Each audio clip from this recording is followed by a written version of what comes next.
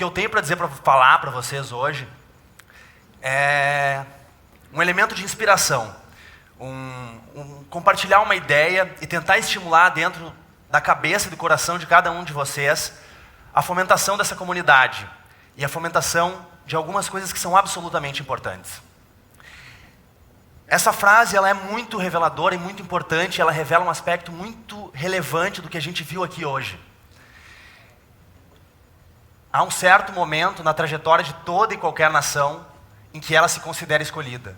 É nesse momento que ela dá o melhor e o pior de si. E nós somos e fomos escolhidos. O Brasil é um país escolhido. E é preocupado com isso e com essa visão que esse evento nasce e que muitas outras coisas estão acontecendo. E isso é evidente, esse momento é evidente por coisas das mais desconhecidas para nós, como a biotecnologia, até as coisas mais conhecidas para nós. Se alguém tem alguma dúvida de que se a gente foi escolhido de fato, nada melhor para um brasileiro e nada mais visível para um brasileiro do que sediar a Copa do Mundo. E como se não bastasse, a coisa prosseguiu. Olimpíadas. E se a gente precisa de outras dimensões, além da simbologia das Olimpíadas, o que já significa muito, a gente pega a capa da The Economist dessa semana. Lindo, né? Bela arte.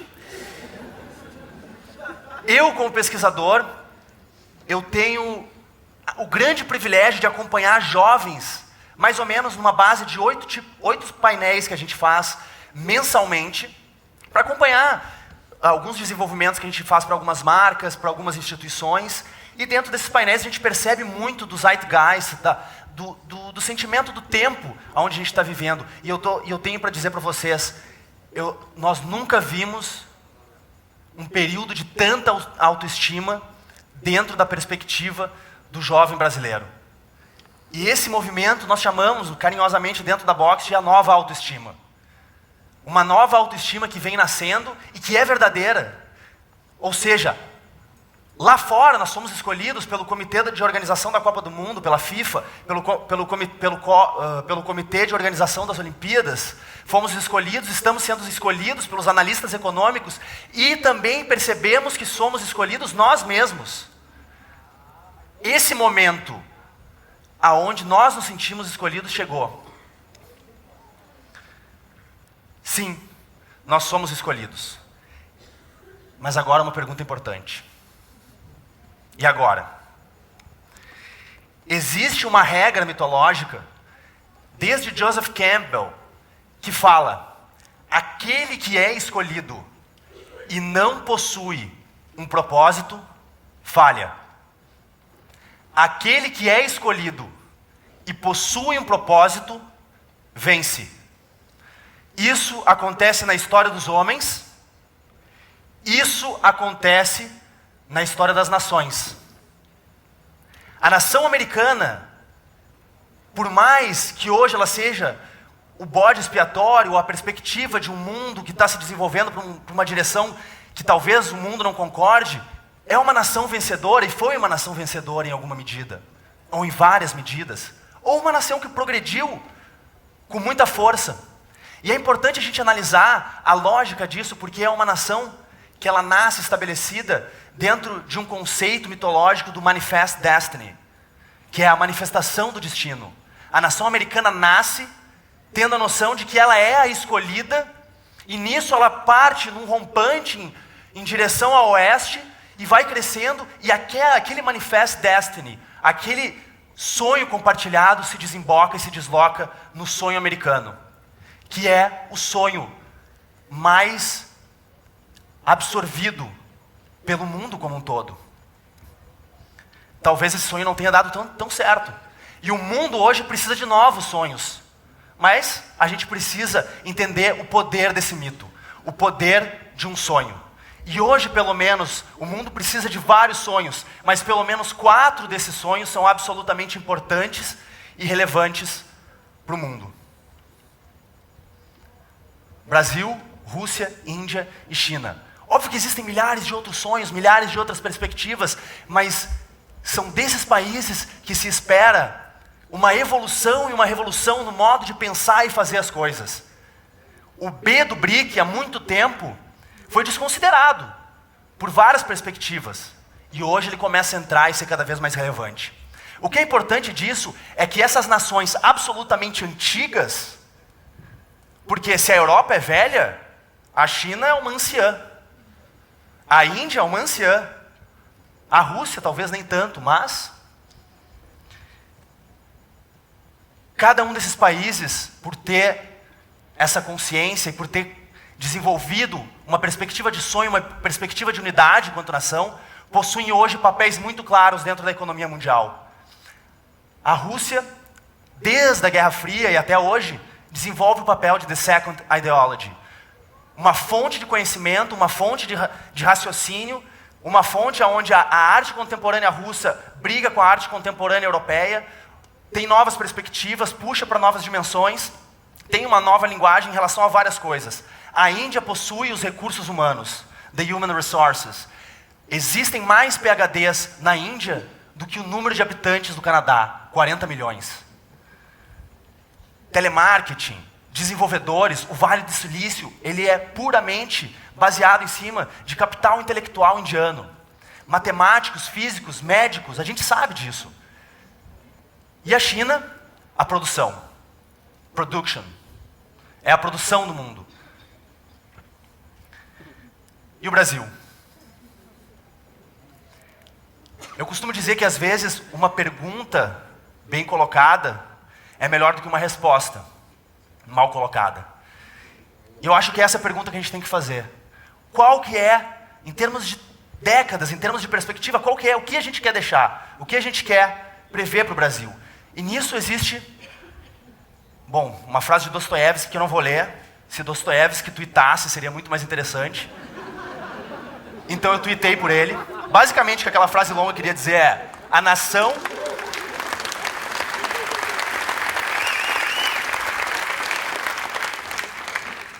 que não possui um sonho não é uma nação. E isso é a mensagem mais importante que eu queria compartilhar com vocês. O poder do mito e o poder da organização de um imaginário. É que eu sou meio barbudo, eu acho que minha barba está agredindo o microfone. Bom,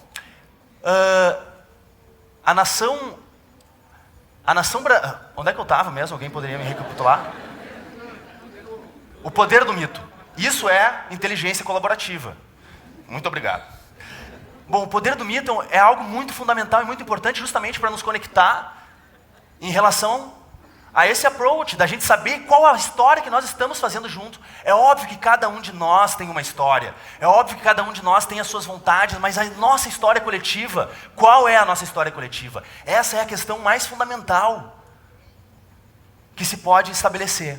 E eu pergunto para vocês, qual é o sonho brasileiro? E pergunto a mim mesmo, qual é o sonho brasileiro? E é importante que em comunidades como essa se entenda que somos nós, pensadores, pessoas culturalmente ativas, pessoas que estão desenhando o futuro do Brasil, que nós passemos a responder essa pergunta com clareza para nós mesmos e para os outros. Ninguém tem essa resposta. É uma troca colaborativa mais uma vez. Mas é algo que, se nós não nos empenharmos, nós que representamos aqueles que pensam e aqueles que fazem, isso não vai vir de outro lugar. Porque o nosso histórico, a nossa nação não foi fundamentada em cima de um sonho. Ela foi fundamentada em cima de uma exploração que se desdobrou em uma possibilidade de relação orgânica, que se desdobra numa festa, da qual a Regina Casé acha maravilhosa e da qual eu também acho maravilhoso, e muito do que esse sonho que a gente está buscando quer, certamente está nessa festa, certamente está nessa união e nessa transposição. De qualquer modo, é importante que cada um de nós entendamos que é dentro da arte, é dentro da ciência, é dentro de qualquer ramo de atividade que nós estejamos desenvolvendo, é nossa responsabilidade criar o imaginário da nossa cultura. E a gente tem as armas para isso, para criar da maneira mais rápida possível, que jamais foi pensado. Cada um dentro do seu trabalho. Porque a sustentabilidade, A perspectiva de inovação sustentável não está em fazer algo que eu não sei fazer para melhorar o mundo, mas está em fazer e em pensar a sustentabilidade dentro daquilo que eu sei fazer. Eu plantando árvore, não vou eximir a minha culpa e não vou chegar em um novo status e patamar de inovação. Eu preciso entender, se eu, por exemplo, eu, João Paulo, meu time, as pessoas que trabalham comigo, os meus sócios, somos pesquisadores, é através da informação e da pesquisa que eu posso construir um mundo sustentável. Se eu sou um artista, é através da arte. Se eu sou um cientista, é através da ciência. É inserir o pensamento da sustentabilidade, que é essa filosofia integral que começa a nascer no mundo. E pensando nisso, e pensando na importância dessa questão,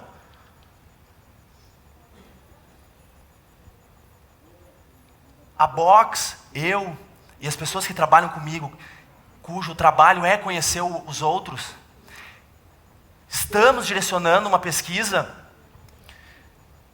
abrangente no Brasil, justamente para a gente entender, entre jovens de 7 a 27 anos, jovens que estão construindo a nossa nova realidade, qual é o seu imaginário, qual é a sua perspectiva de futuro, quais são os seus valores, quais são os seus ideais, para construir uma pesquisa que nos ajude, que não responda, mas nos ajude a responder. Qual é o sonho brasileiro? Essa é a nossa parte, que a gente já está começando a fazer, desenvolvendo esse estudo, e que a gente gostaria de estar daqui a 1 ano, no próximo TED, que vai ser muito maior do que esse, com uma comunidade muito mais ativa, apresentando os resultados dessa perspectiva e respondendo pelo menos um pouco mais sobre qual é esse sonho brasileiro. E vamos doar as informações dessa pesquisa para essa comunidade, e vamos doar as informações dessa pesquisa para o governo brasileiro.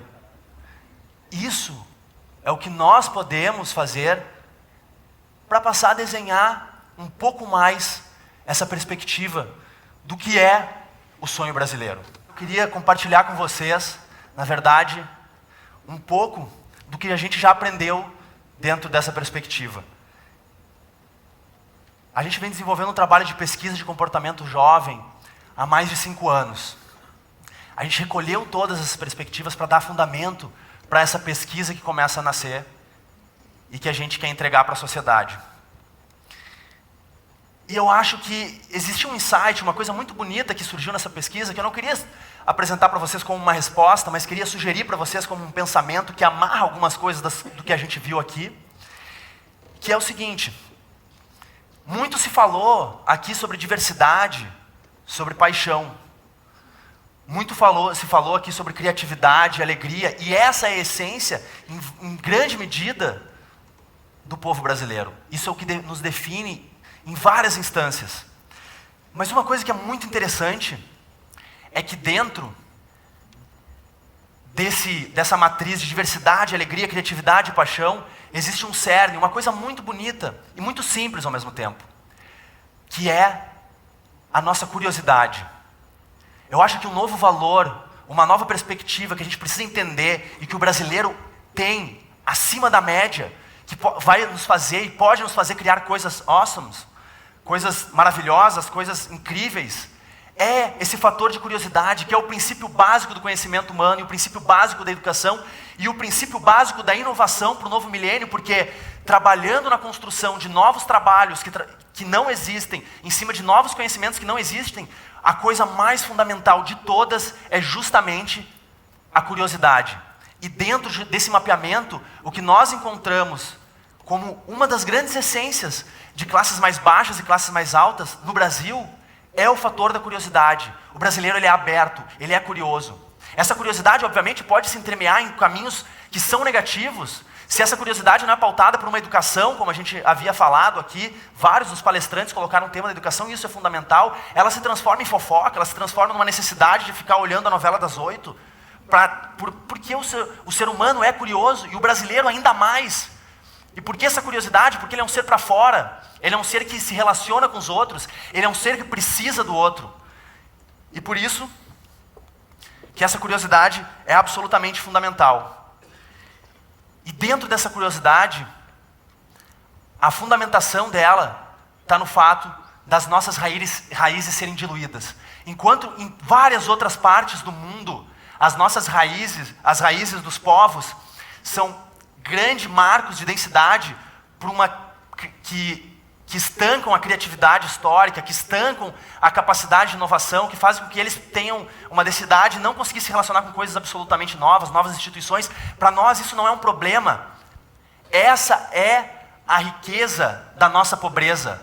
Não temos raízes. E esse não ter raízes, olhar para trás e não ter essa densidade histórica, nos pedindo para ir numa determinada direção, é fundamental, é incrível e faz com que essa curiosidade natural seja aumentada e faz com que coisas, pseudociências, linhas científicas absolutamente de vanguarda, como a biotecnologia que a gente acabou de ver e que é uma dos estudos de ponta no mundo, as novas ciências, elas estão nascendo no nosso país por essa nossa curiosidade natural. E a gente precisa incentivar isso, precisa transformar essa curiosidade em uma perspectiva muito mais profissional e aonde a nossa educação se preocupe absolutamente com isso.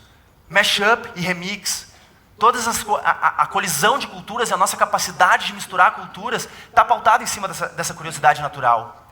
E essa curiosidade natural traz uma coisa que é fundamental, que é a ingenuidade. E aqui se falou muito em ingenuidade. A Regina Casé perdeu a sua ingenuidade. Outra pessoa falou que gostaria de perder a sua ingenuidade. Mas eu digo não. Não percam e não percamos a nossa ingenuidade. Porque na etimologia da palavra ingenuidade é o que está dentro. Gênio é aquilo que está sendo gerado. Ou seja, estar dentro daquilo que está sendo gerado. Isso é o princípio da paixão. A paixão é quando a gente se confunde com o que está sendo gerado. E a paixão é um princípio motor absolutamente fundamental para o desenvolvimento de novas ciências e uma nova sociedade global. E essa paixão pelo outro, esse interesse pelo outro, esse interesse pelo mundo externo, esse TED que está acontecendo aqui, é um dos maiores TEDx do mundo. Por quê? Porque nós somos curiosos. O que é novo, o que é de fora, o que é o outro, nos é muito curioso. Como que nós podemos lançar ao outro um convite para vir aqui falar, como Casey veio falar? É esse diálogo que a gente precisa abrir. É esse diálogo que a gente precisa abrir para além da nossa sociedade. E essa é a visão que eu gostaria de começar a abrir um pouco dentro da nossa cabeça. Nós somos absolutamente vanguardistas em social softwares, em uso de internet, vanguardistas no sentido de adoção. É o país que mais cresce em termos de adoção dentro do Twitter, por exemplo. Ou seja, nós somos vanguarda dentro de uma relação social com o outro. A gente precisa entender que esse outro está hoje no mundo. Esse outro talvez não esteja só dentro do Brasil.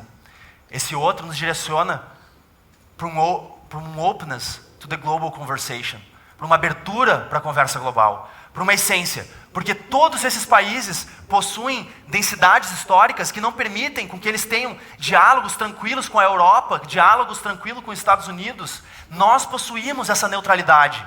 Por que não nos tornarmos uma espécie de Suíça das ideias? Com uma neutralidade absoluta em relação às ideias. Somos um país aberto, que cria conferências, que cria movimentos de encontro. A indústria do turismo do Brasil também agradece a gente criar esses movimentos, trazer essas pessoas, essas discussões novas em relação ao Brasil. E isso traz um elemento fundamental, que eu acredito muito, que dentro dessa curiosidade natural do povo brasileiro, existe o cerne da inteligência colaborativa. Até onde a gente consegue ver, isso é muito mais uma provocação para a gente pensar. O Brasil é um país pronto para inteligência colaborativa, um país pronto para abrir esse discurso e essa discussão. Existem muitas coisas que são absolutamente vanguardas e absolutamente incríveis dentro do desenvolvimento do Brasil. Nós estamos na frente em termos de discussão e desenvolvimento de web democracia. Estamos na frente no estudo e desenvolvimento de biotecnologia, que não está aqui porque eu não sabia, e fiquei sabendo porque vi a palestra do nosso amigo anterior, desculpa, eu não me lembro o nome. Mas, Sandro, colaborativo mais uma vez. Muito obrigado. Então, é dentro desses encontros que se promove o conhecimento, a curiosidade. Eu tenho certeza que todo mundo, cada um de vocês que está aqui, tem muito menos resposta agora na cabeça, mas tem perguntas muito mais direcionadas. Vontade de chegar em um novo patamar, em uma nova visão, vontade de mudar de direção. Por quê? Porque isso foi fomentado por esse encontro, foi fomentado por essa curiosidade, foi fomentado por essa visão. Isso é, em alguma medida, colaboração. Mas a gente precisa colocar esse discurso em um novo nível. Como continuar colaborando? Como continuar criando? Como continuar evoluindo? Como fazer com que a gente responda essa pergunta de qual é o sonho brasileiro? Que eu acredito que esteja muito conectado com a questão dessa inteligência colaborativa. Como? Uma das respostas é justamente esse evento que está acontecendo agora. Como continuar com essa comunidade? Como continuar provocando a questão de qual é o sonho brasileiro? Como continuar respondendo essa questão? Eu não tenho essa resposta, eu espero ter ajudado vocês e me ajudado a entender um pouco mais de qual seria esse sonho. E espero que ano que vem eu traga um pouquinho mais de informação para a gente continuar respondendo essa pergunta, que eu acho que é absolutamente fundamental. Porque é absolutamente importante que se criem imagens na nossa cabeça. Que se criem imagens, como a imagem que a Regina Casé, que na minha opinião, uma das pessoas mais brasileiras que existem, uma representação realmente mitológica importante da cultura brasileira. A festa, a confluência, é uma imagem importante. É essa imagem? É esse o nosso sonho? Certamente é muito dentro dessa direção. Certamente o sonho brasileiro está conectado em dar as ferramentas para o mundo para que se integrem todos os outros sonhos disponíveis no nosso planeta. Era isso.